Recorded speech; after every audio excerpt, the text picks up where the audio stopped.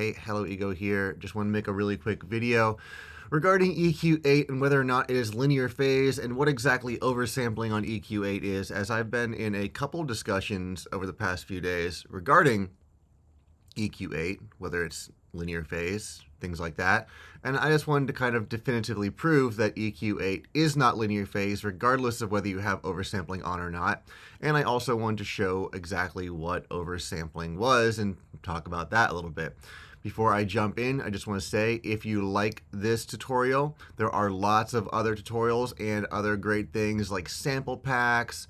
I can make custom sample packs for you, track review over on my Patreon. So go check out my Patreon. Link is down in the description. I even also offer private lessons if you're interested in that.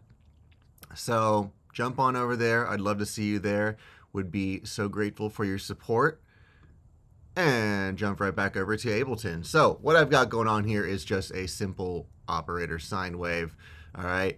And I'm going to use this to kind of first describe how EQs work before diving into like the whole linear phase discussion. So how an EQ works essentially is what it does is it puts parts of the waveform out of phase with each other in order to create cuts.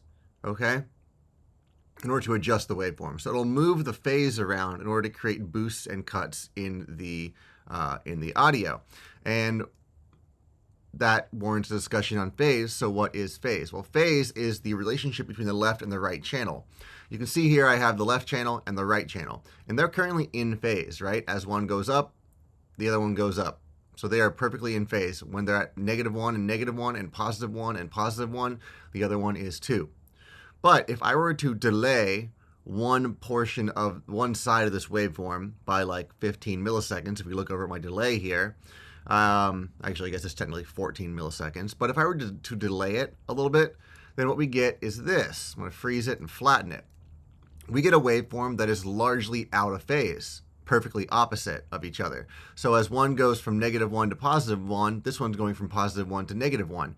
Now, when we add +1 and -1 together, we get 0. This is phase cancellation. This is what everyone tells you to watch out for with your stereo subs, and this is how EQs work. All right. I can prove that this will cancel too if I get a utility. And I put a utility on here and I put it into mono. So we're adding left and right together. And then I just resample this. Look at that. There's a little bit of waveform left because it's not perfectly out of phase, but it's a largely canceled waveform. Just, completely, negates the majority of the signal. So that right there is basically how EQs work. So how does this apply to the whole linear phase discussion? Well, when you cut a region or boost a region, when you make any change with an EQ, it'll shift the phase throughout the entire signal. So even though you aren't intending to affect the region around, above or below where you're cutting, you still are. And it's not a good thing or a bad thing. It's just a thing, and you should be aware of it. Sometimes it can make things better, right? Sometimes it can make things sound better. Oftentimes it can destroy transients in the high end. If you're EQing low stuff and you're thinking, oh, well, it's just the lows, it's not going to affect anything, it can mess around with the phase relationships at the top end of your signal, and it can cause transient smearing, things like that. Let me show you. I'm going to get a drum loop.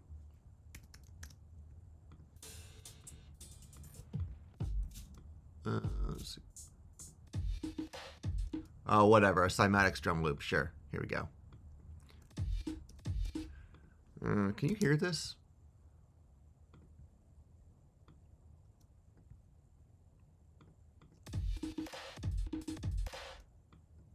Weird. There, I fixed it. All right. There's our drum loop. Now, if I were to add an EQ8 to it, and I were to have an EQ all the way as low as it goes at 10 hertz, there really shouldn't be anything down here, right? And there's not. Like the kick is around like 40 hertz or so, much higher. Yeah, somewhere around 40 or 50 hertz. And let's go put that back to the middle there. There's really nothing down here to EQ. So technically this should be doing nothing to the sound, right? And if we turn it on and off, you're not going to be able to hear anything. Right? There's not much difference. although I can actually hear a very small difference in the top end, and that kind of leads into my discussion.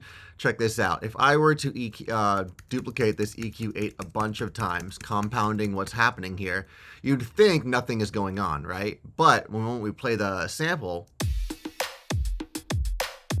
all of a sudden you can kind of start to hear these longer tails. Let me go ahead and duplicate these all again. Now, if you're not on good speakers or headphones, you might not be able to hear that. So let me just resample it so you can hear it, or see it, I should say. Look at what's happening to the waveform here.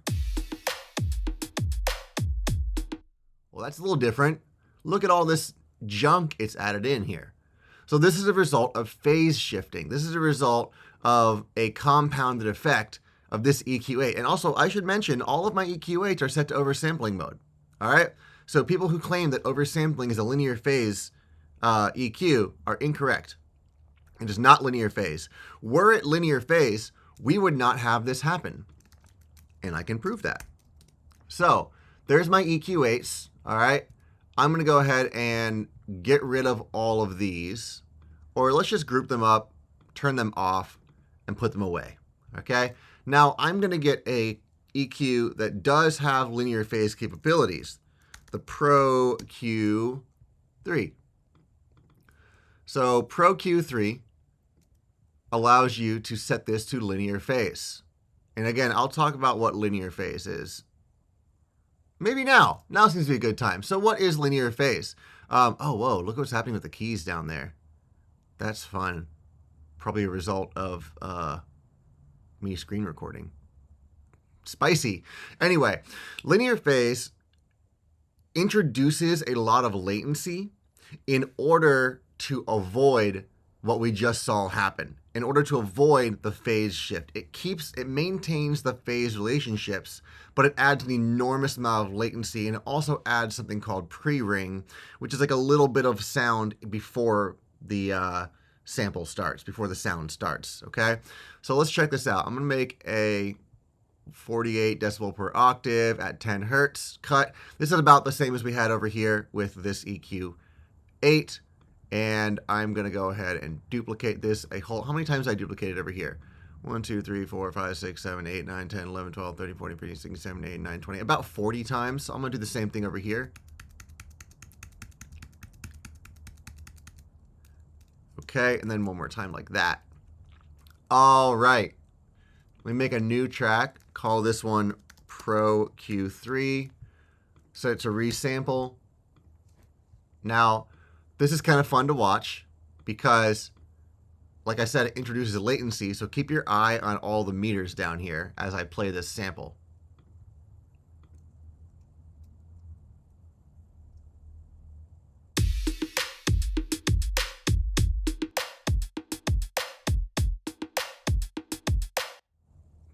There we go. All right. Oh, crap. I added this one in. Let's go ahead and do that one more time.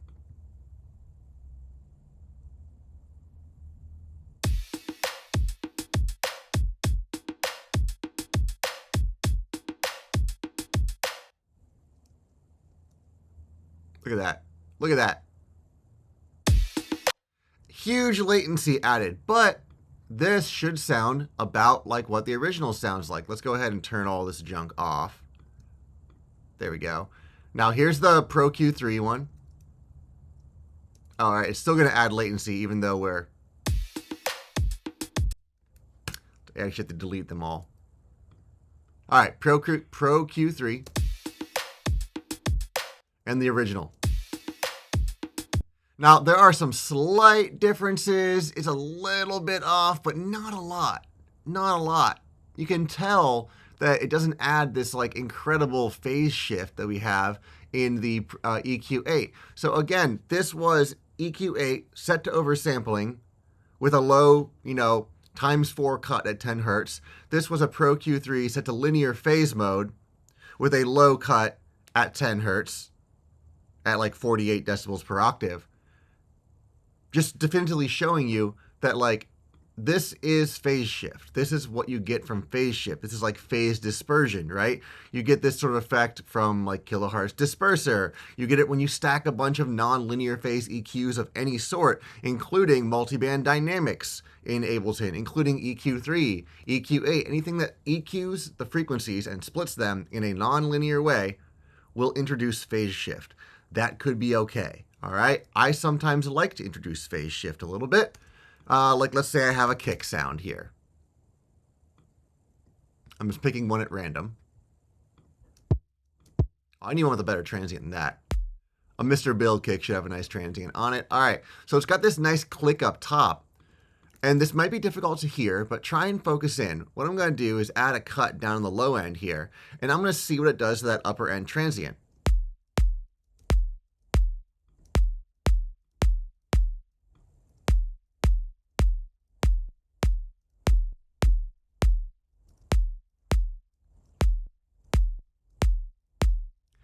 As I shift it around, it's causing tiny little differences in the top end transient of this kick because it's shifting the phase all around.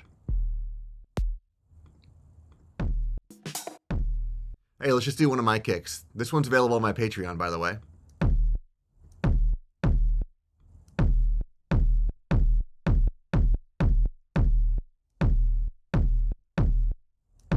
If you have really keen ears, you can hear a very tiny shift in what's happening up in the top end. I'll sometimes do that just to see if it works. Sometimes I like what happens, sometimes I don't like what happens, all right? So this is to say that the phase shift is not a bad thing. It's just a thing that happens, and you can use it to your advantage if you know it's going to be happening, all right? So what is EQ8's oversampling mode then? All right, well, oversampling essentially just allows us to, let me show you here, pull up a new EQ8. So this involves the Nyquist theorem. The Nyquist theorem states that the highest audible frequency is half of its sampling rate, which is why we sample at 44.1 kilohertz. If you divide 44.1 in half, you get 22.05, which is the upper end of human hearing. So in order to address the entire range of human hearing, you need to sample at twice 22,000 kilohertz, right? Plus a little extra on the end. So I think that 20,000 is the high end. It gives it like 2 extra 1,000 hertz, right? But regardless, if you want to show the entire range of human hearing, represent the entire range of it, then you need to sample at twice the rate. What oversampling mode does is it doubles that sampling rate. So instead of 44.1, it samples at 88.2. Why do we want to do that? We can't hear up that high, okay? Well, if you have this set to just not oversampling mode, and you make like a boost right here, watch what happens if I move this frequency of the boost up to the top end of it. Do you see how all of a sudden it starts to kind of squish it as we get to the top end? Look at that. The range becomes more and more narrow because we can't go any higher than 22,000 hertz. And if you were to go all the way up, it just becomes this little peak right here. Now, if you have this set to oversampling mode and you move this up, you do not get that compression. You maintain the curve all the way up. See that? There's a little bit, right? But not as much as the other one. Not as much as non-oversampled. So you generally just retain this curve, especially on the left-hand side, right? You can see a little compression on the right-hand side, but on the left side, you retain the curvature of the EQ because we're able to EQ up past that 22,000 hertz range. That's what oversampling is. That's all that oversampling is. It allows us to just, have a better EQ. It does not have anything to do with linear phase. Ableton does not have a linear phase EQ. I wish it did. That'd be dope. But anyway, thanks so much for tuning in. Again, if you like this, go please check out my Patreon. All right, I would love to see you there. Stay tuned for more tutorials.